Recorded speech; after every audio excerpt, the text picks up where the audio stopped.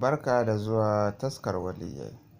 Kada ka manta ka danna alamun ƙararrawa don samun inna Allah ya amuru bil adli wal ihsan din haka ake saka inna tabbatar Allah ya amuru bil adli wal ihsan wato akwai waɗansu mutanen da aka yi sun yi mulki wata dubu su ne banu umayya sun cuci mutane sun kakkashe sharifai sun kakkashe mutane dole sai ka zo ka in kai sallah dole sai ka zagi sallah ali da ƴaƴansa da dukkan mutane sai ka zage sannan ka sauka kai sallar juma'a hudu ba kenan har shekara ta wajen kusan 100 ba yan watanni sai aka rada Umar ibn Abdul Aziz shine sarki da duniya a lokacin da ya hawo ya hudu bar ya gaba sai ya ce inna Allah ya amuru bil adli wal ihsani wa ita'i zil qurbi wa yanha 'anil fahsha'i wal munkari wal baghi yadhkuruna rabbaka sai sauka sallah sai mutane suka bi shi yau kai mana wata sallah ta bid'a ba zagin miyagu ba zagin miyagu haka to ake sallah ba zagin miyagu wasu yana Ali da Hassan da Hussein da sauransu wasu ne miyagu sai an zage su sallah ta yi kyau. Na'am. Sarki zaki wannan jawabi ne wadda Maulana Sheikh Tahir Usman Bauchi yayi dangane da ainihin wasu bayin Allah da ake kira da Banu Umayya waɗanda suka cutar da Ahlul Bait alaihimus salam. To bayan shi wannan don in karfafa abin da zan faɗa ina so ka sa mun bidiyo na biyu wadda shi kuma marigayi ne Sheikh mai guduma shi ne ya ɗanyi jawabi shi ma na 'yan seconds ina so ka sa shi. To anan gashi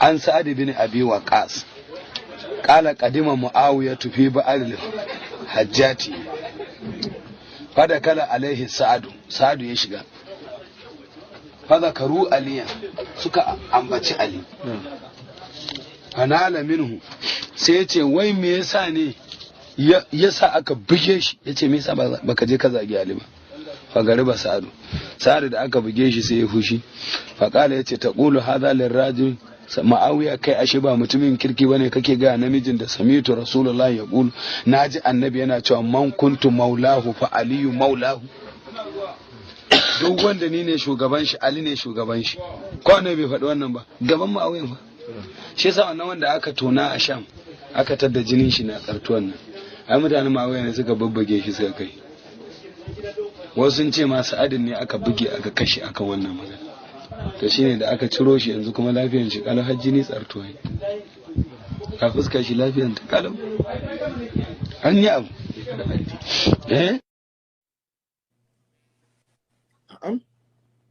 Sarki zaki wannan shine Sheikh mai guduma inda ya ishara akan umarni da Muawiya yake bayarwa na azagi Imam Ali da kuma yadda abun ya ɗauki shekara da shekaru kamar yadda Sheikh Tahir Usman Bauchi ya faɗa.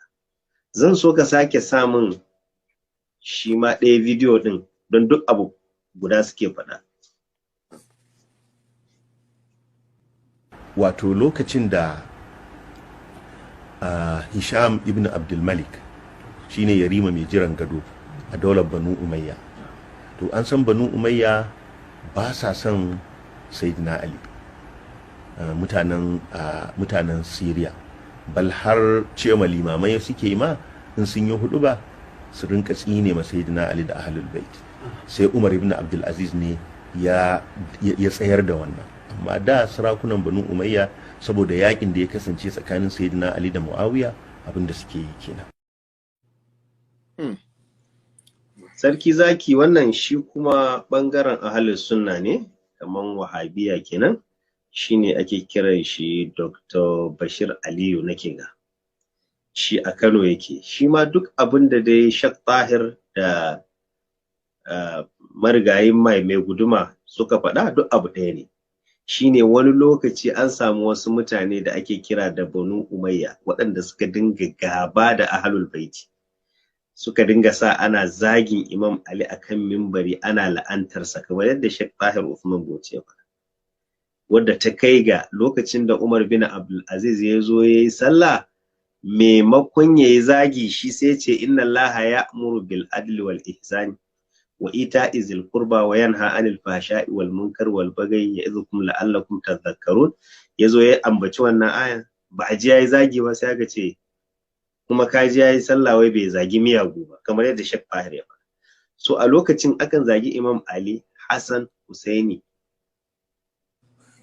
a zage su a minbari.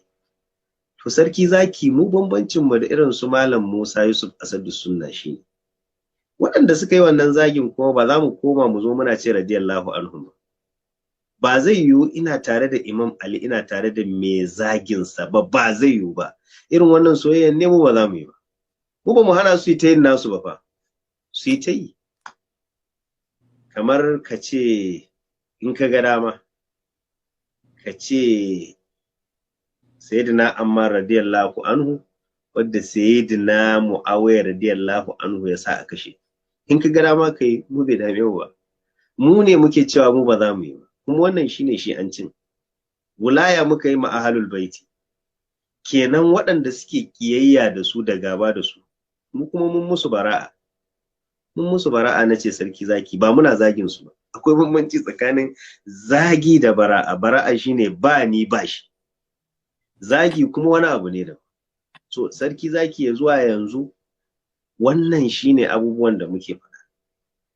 Mu muna son ahlul baiti. Ba za mu haɗa son ahlul baiti tare da son abokan gaban su. Su kuma irin su Malam Musa Yusuf Asadu Sunna suna ce suna son ahlul baiti, amma kuma suna son waɗanda kuma suke gaba da ahlul baiti. Ɗaya kenan. Sannan na biyu, su suna iya sakun baki akan ahlul baiti, kamar yadda Albani yayi, kamar yadda Jala Jalungo yayi.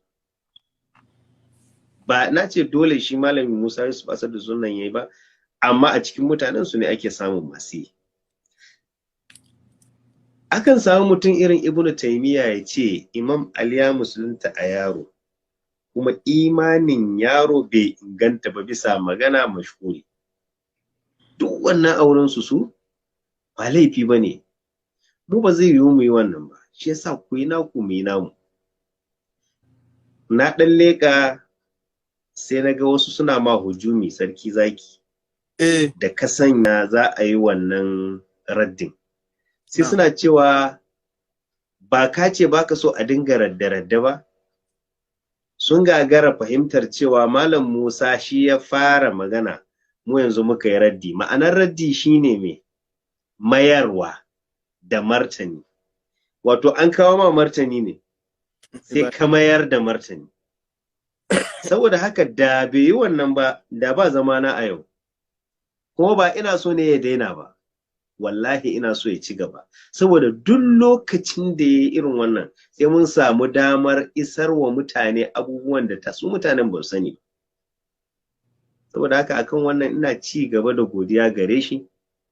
Allah ya ƙara masa nisan kwana, ya ci gaba da waɗannan abubuwan, saboda ta hanyar haka ɗin abubuwa da dama za su ci gaba da bayyana wa mutane a faɗin duniya. Saboda haka ina masa godiya na musamman, kai ma ina ma godiya na musamman. Kuma ina mai ce masa duk abin da yake ganin zai iya faɗa na bakanta shi'a, muna marhaba. Insha Allahu, ko mu nuna masa irin wannan abun a littafinsa, ko mu tabbatar masa da fahimtar da yayi ba haka bane. Ga yadda abun yake, ga yadda abun yake, ga yadda abun yake. A ƙarshe ina cewa anan zan tsaya, wa sallallahu ala Muhammadin wa alihi at-tayyibin at-tahirin.